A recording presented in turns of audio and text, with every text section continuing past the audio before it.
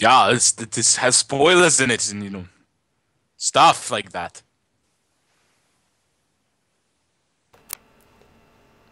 Oh, hi, Mike. You're on the call. What's going on, everybody? Welcome to TVCaptive.com presents the As Seen on TV podcast for Warehouse 13, Season 5, Episode 2, Secret Services. This week, Pete and Micah's relationship is heavily foreshadowed. Claudia finds out the truth about her sister Claire, and Alfred Dreyfus's sword hilt is drowning victims when they tell a lie. Did I do Pete and Micah again? No, you did not do Peak and Mida again, Okay. but my brain auto-corrected it to that, so I'm giggling about it anyway. This is take two. I'm your host, Dom. That's Mike. He's already on the line. We didn't have to wait for him to call this time. Um, so, Mike, what did you think about this episode? Yeah, it was good. Peak and Mida. I'm just going with it. Yeah. They're really shoving a potential relationship between them, like, romantic relationship, right in our faces, like whole episode. Couldn't get away From from it. beginning it, you couldn't get no from beginning to end, and they just keep, foreshadowing it and lining it up, and all the other, other characters are talking to him about it, like, hey, this is not a bad idea. Hey, you should do this. Get together. You're perfect for each other. Yeah, I think we all kind of want to see it at this point. It's been 6 years now. Mm-hmm. 5 seasons, but it's been 6 years. Mm-hmm. Still don't understand that. So, we were introduced to Ted and Elise this episode. I thought that they previously were in another episode somewhere, but that ends up not to be the case. But did you feel like you knew them from somewhere? Um, no, they seemed like very, familiar characters, I guess, but I don't remember them. So I don't think I knew them from anywhere, and if there's somewhere I should have known them from, I think you're about to tell me. No, actually not. But there was an episode where I feel where they were working a case with FBI agents or something, and or Secret Service agents maybe. I don't even remember. And they were in a museum. And I know the other team that they were working with were not familiar with artifacts. And I almost feel like they were on that, but I did some research and everything that I could find. These characters have not existed in the show previously. So, Okay. uh, yeah, I don't know. Through the whole episode, I felt like I knew these people, but apparently I imagined the whole thing. So they did a really good job at introducing these characters that seemed like they were friendly with Pete and Micah. I had to very well stop and enunciate that. Um, Otherwise, I'll call him Pete and Mida again. Um, but yeah, they did a really good job of that, and made me feel like I knew these characters all along. So, bravo. Hmm. Bravo to Ted and Elise. Um, Mrs. Frederick had a very small appearance, and she almost seemed like she was talking Micah into leaving the warehouse to go pursue womanly desires. Yeah. So yeah, they were foreshadowing quite a bit. A lot of foreshadowing. Yes, agreed. Probably my favorite scene though. It was probably your favorite scene. What? Turkey baster and eggs. Oh my God. You give in some eggs, I'll give in some sperm. They do it with a turkey baster. That lady's face. The secretary walks out and is just like, oh my god, it was amazing. Yeah, it was that face right there. Yeah, just the. Anyway. Yeah.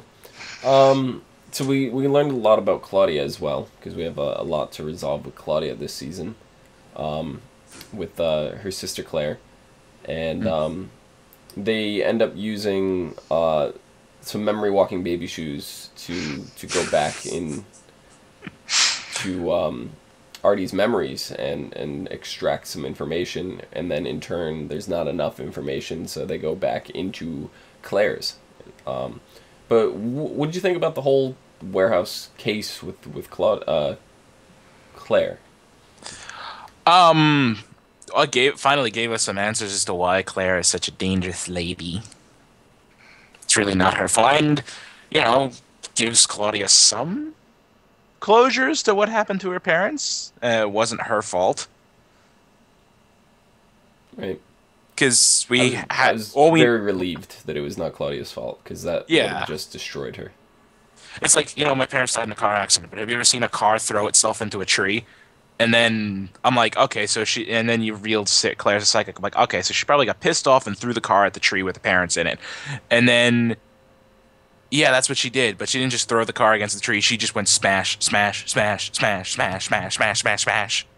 Like, wow, okay, 3 smashes is overkill here.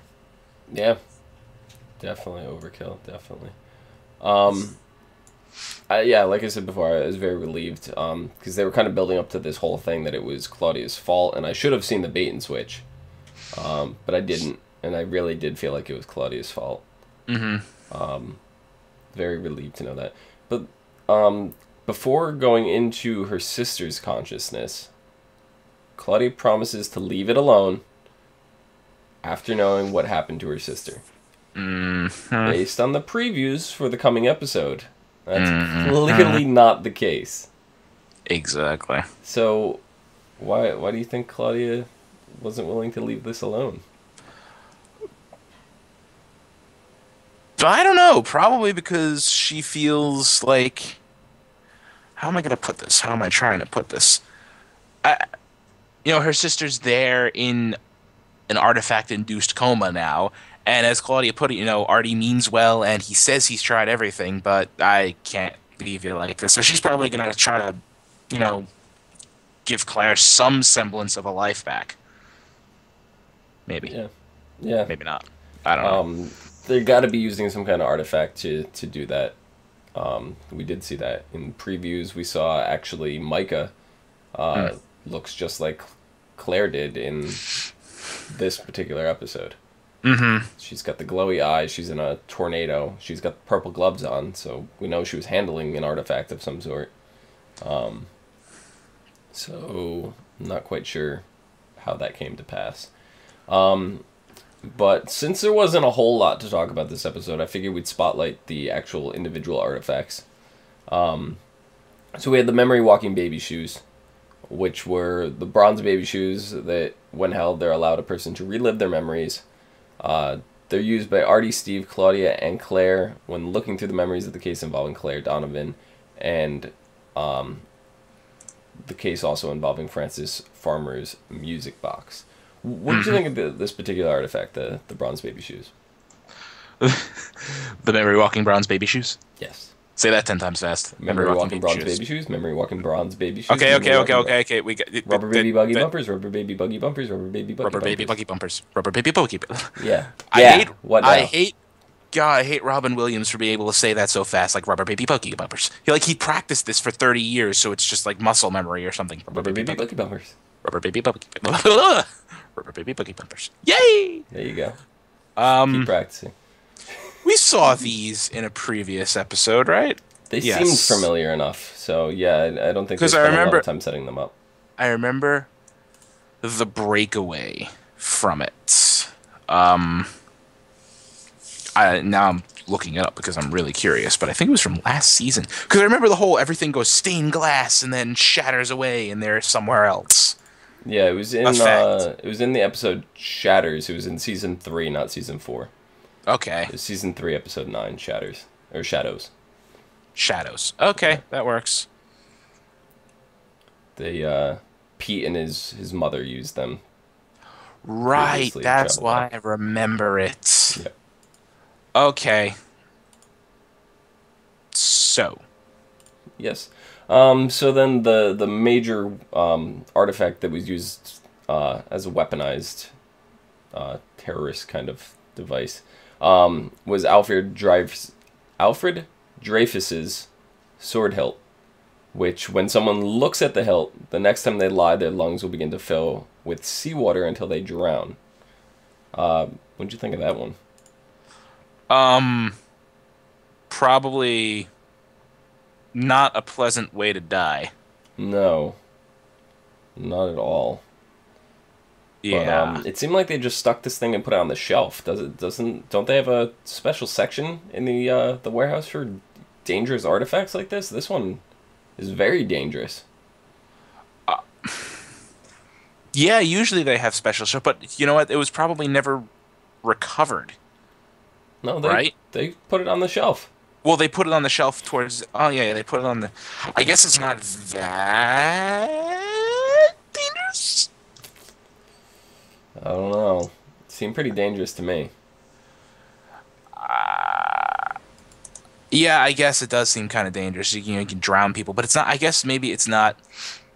There's a lot of other dangerous artifacts like that where they just, hey, look at this, or it's activated and things like that, and they just have it sitting, around. Yeah.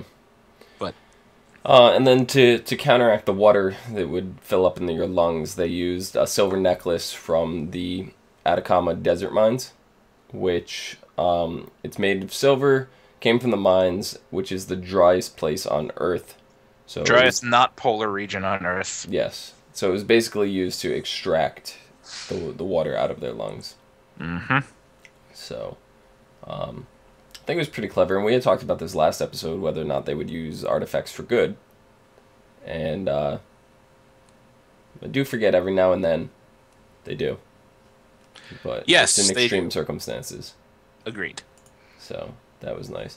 Then the music box was Frances Farmer's music box. It was owned by the American actress, who famously, especially in her involuntary commitment to a mental hospital, the music box infects its victims, which causes telekinetic outbursts triggered by anger.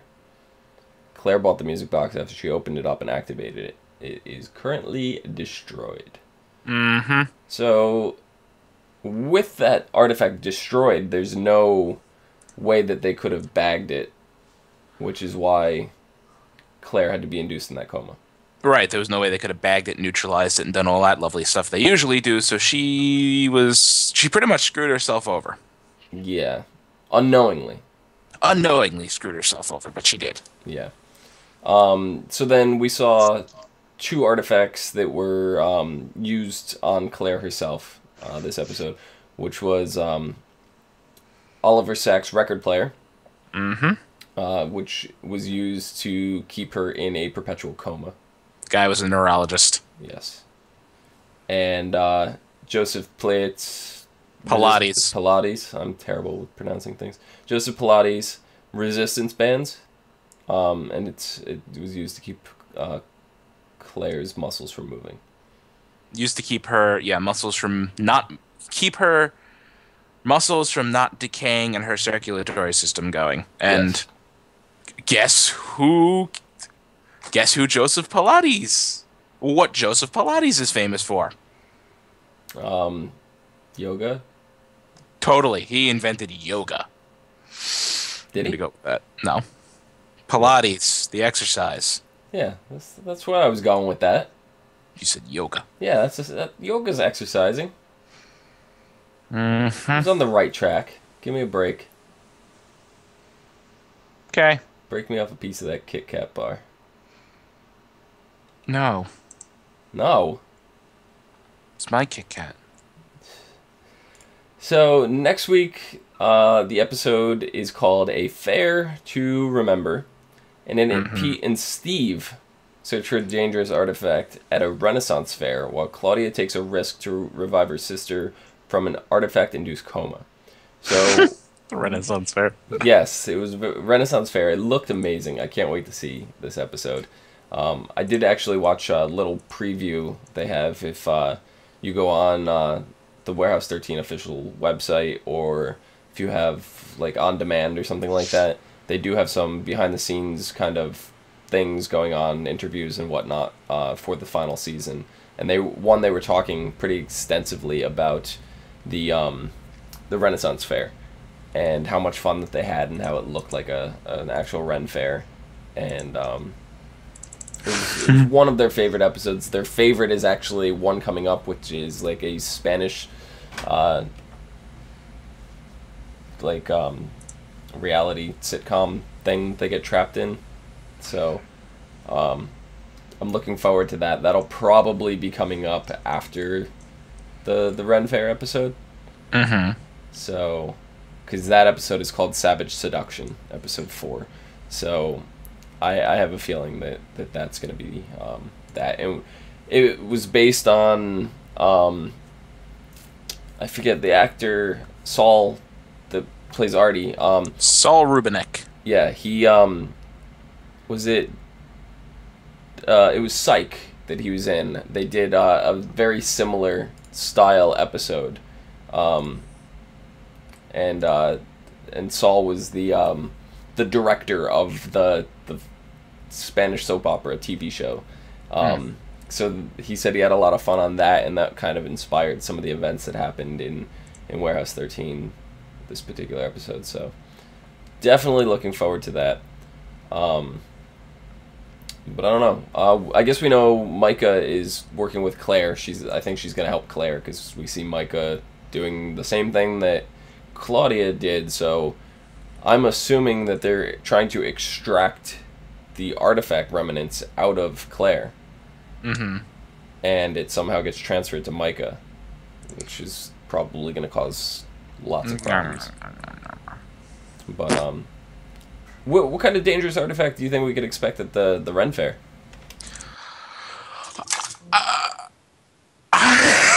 I don't know. A suit of armor, a crown. The list is endless. There's like 50 different things it could possibly be at a Ren Fair. I don't think they're gonna go with a sword hilt again. No, not a sword hilt, but just some crazy thing. Who knows? Maybe a tapestry of some sort. Oh, a tapestry. A horse.